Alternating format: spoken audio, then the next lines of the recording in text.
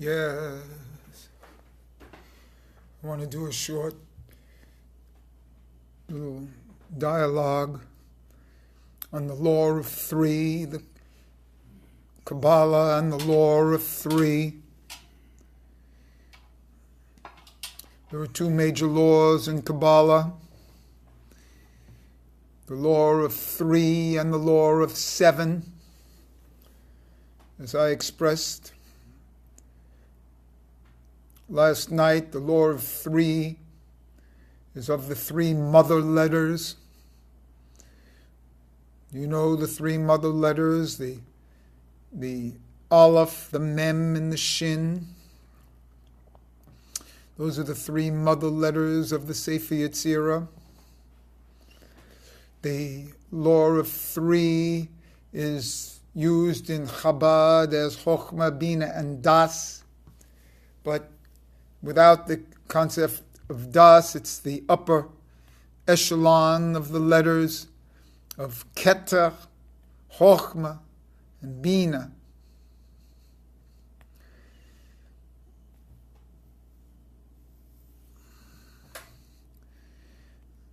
The highest of all of the letters is the letter Aleph, which is the letter between the right and the left. The law of three is a law that comprises of the human body. In all activities today, we're always talked about being centered, or we're talked about being the core. This is the center pillar in yoga, the center channel, the Sushumna, not the Ida and the Pingala, the Ida, the right channel, the Pingala, the left, but the Sushumna channel in the middle. These are the three lines in Kabbalah of the three lines of man, the right, the left, and the center. These are the three hands. Are you familiar with the three hands? The Yad Gadola, the Yad Hazacha, and the center hand, the Yad Ramah. When there's a balance in the body, the center appears. When the right balances the left, when the right and the left are in balance. For most of us, that means that we have to have more of a left hand activation to get that right hand balance.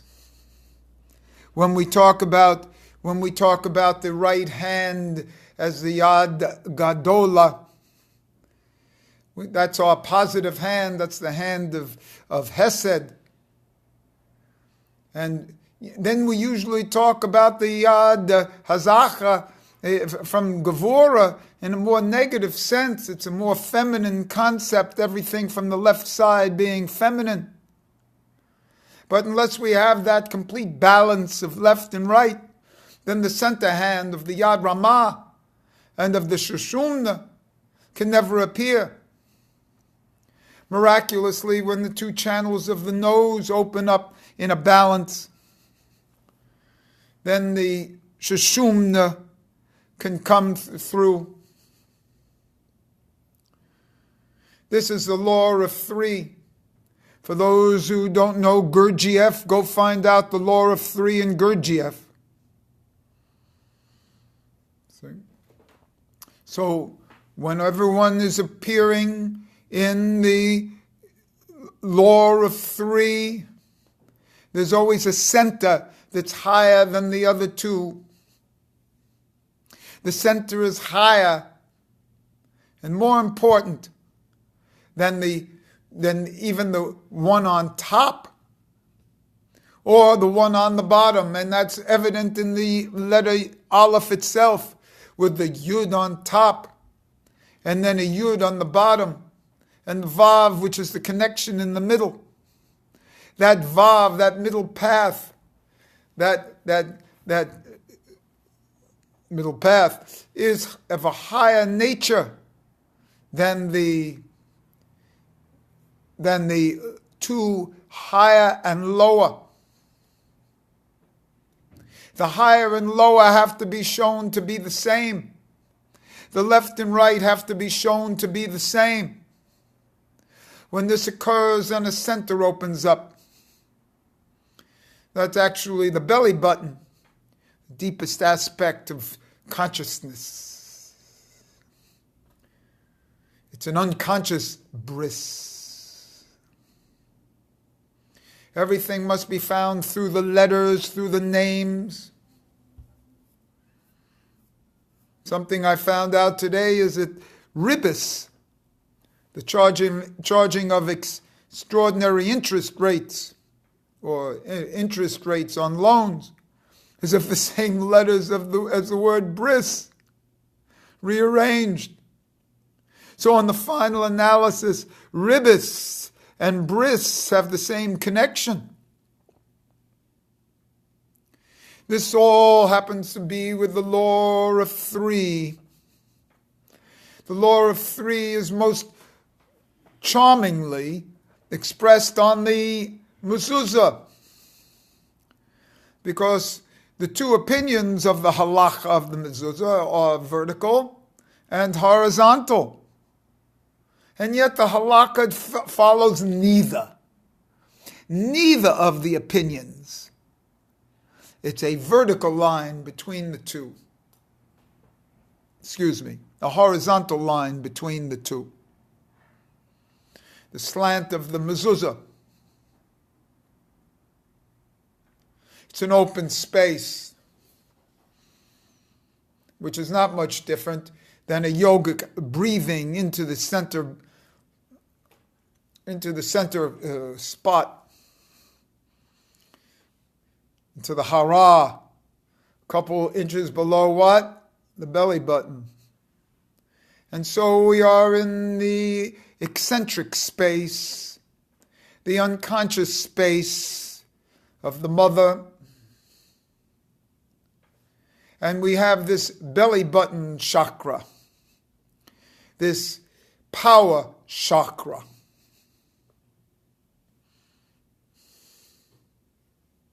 For some in Adlerian psychology, that is the most important chakra.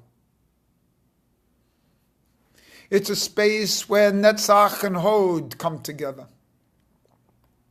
A merging point of Netzach and Hod. But these three, the law of three, is found out from an even greater source, is in the Chokhmah and Bina, which are always together and never separate. So it's really a Chokhmah Bina. It's found in the letter Yud, but you have to explore this yourself. A Chokhmah Bina, which is always together, is a separate thing. It's a third thing. And then there's a Hesed Gevora. This is a miraculous thing.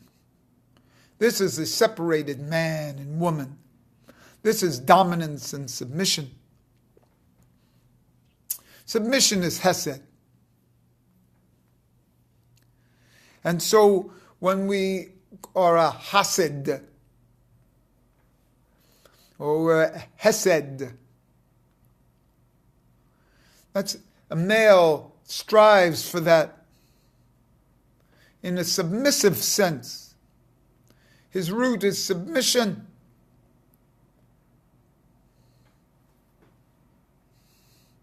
And in that submission, that's why it's so funny, because if the man's root's in Hesed, the woman's root is in Gevora, strength, kind of like dominance. To find the woman's root, everybody thinks a woman is like submissive. It's just the opposite. The male is submissive. The woman is a Gevora, is a dominant. So don't be surprised if the woman is a dominant and dominates the relationship or gets her own way in using other unconscious means.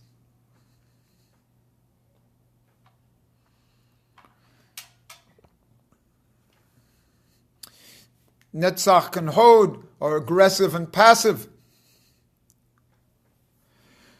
Hesed and Gevurah, dominant and submissive.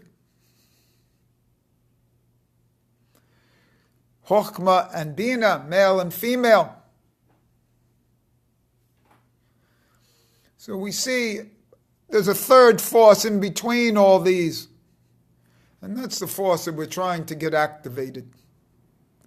That's the force that we have to come to. For those who have been questioning my methodologies and a couple of these things, you have to find this yourself within you. This is not for me to tell you. If you're not able to find this in the body, if you're not able to find the third temple in the body as the third pillar, not the first temple or the second temple, but the third temple as the third pillar of the body. I had a humorous text today with a friend of mine about the two eyes. And then there's a third eye. That third eye, actually, I see a rabbi joined, so it's the tefillin. Goes through the center of the body. It's a representative of the center kav and the third force and the whole idea of the center pillar in the tree of life. But it's mainly a third eye. Chokhmah is the right eye, Bina is the left. Actually, Chokhmah is both eyes. But the left side is Bina. And the third eye, wherever, if you want to call it Das, anyway, whatever, it's in between. The key is to activate the third of everything. You see? So here we go into the law of three. The Yud on top, the Yud on the bottom, and the Vav in the middle is three, comprised of 2 and 1, which is no different than a Bet Din, comprised of 2 and 1. And when you study the Sanhedrin, study it with a diagram or a pictogram of the letter Aleph by you, and you'll understand Sanhedrin. And you'll understand much of the numerology within the Sanhedrin. And if you have problems, just call me on it. And all this is the law of three, because man is the law of three. And why we're not at our full potential, it's just like any yogi's not at his full potential until his Sushumna runs. And how does he get his Sushumna to run? By getting the left side balanced to the right side. Just like one says, Modi Ani. Some people start the Modi Ani like this, I do. And after they say it, they separate the hands. So when you have a Modi Ani, you start with one hand. See? Which is like this. And then you separate. You see? You separate the hands into 2. So at the highest level, the 2 is 1. You see? And that 2 is a center hand. It's a Yad Ramah.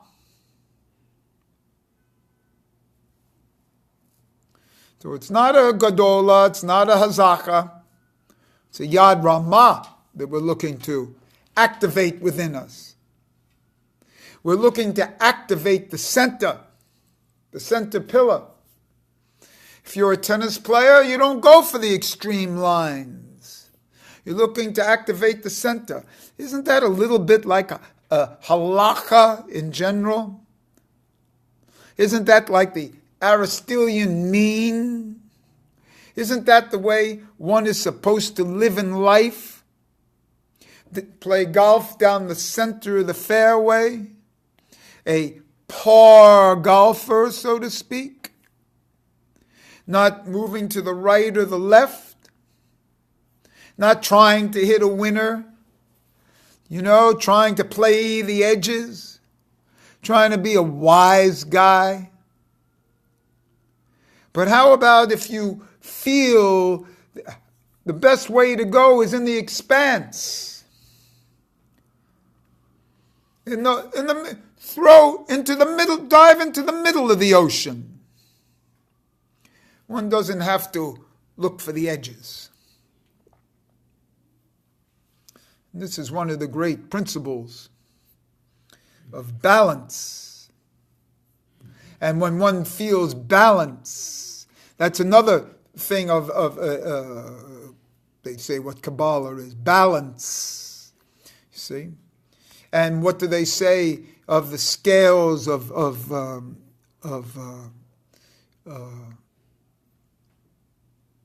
Libra? It's a balance. And everything is a balance. See? So one isn't supposed to fall from the right and the left, but to be balanced. Be balanced in posture. Be balanced in thought.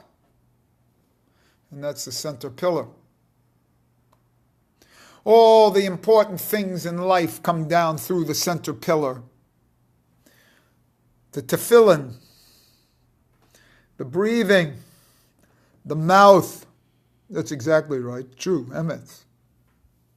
Center pillar. And sometimes in some of the commentaries of the Sefer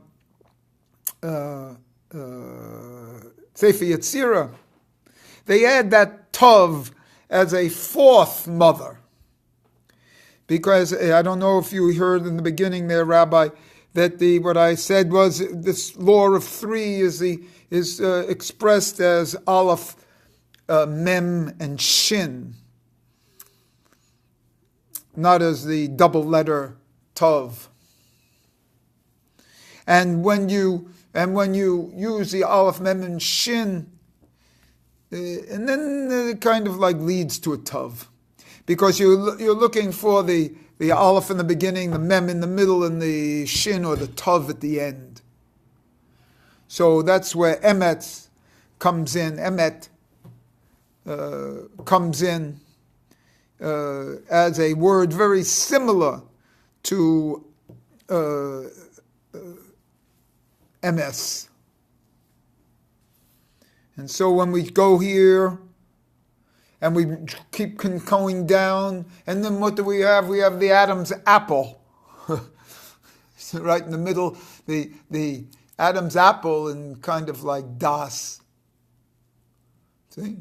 And we continue down, and what do we get? We get the belly button, the Tibor. The real unconscious link to, especially the Shekhinah, the unconscious link to the mother,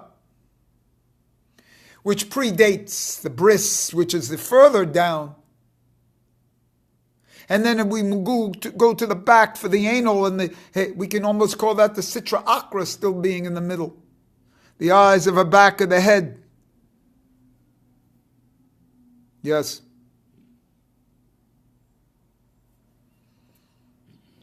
And so the whole idea,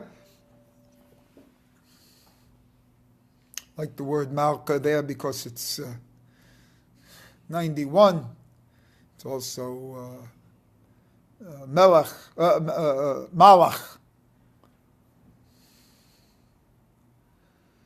And so here we are as we proceed through the center pillar, the most important thing. All these energies. I'm proposing that we pay more attention to the umbilicus. Some societies keep the umbilicus. It's such an unconscious thing. I've been proposing to rub the umbilicus for unconscious recognition, to loosen up that area there. If one sees pictures of the Buddha, they see a big belly full of air. Mine isn't like that. I'm tight because I'm restricted.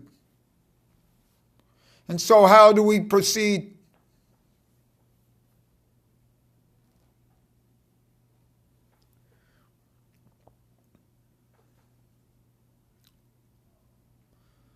We proceed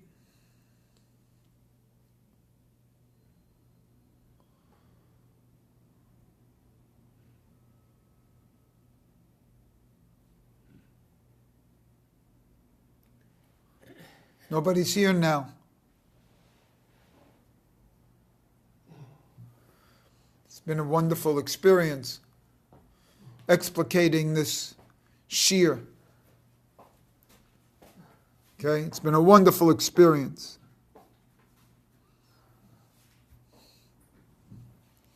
We'll go from here.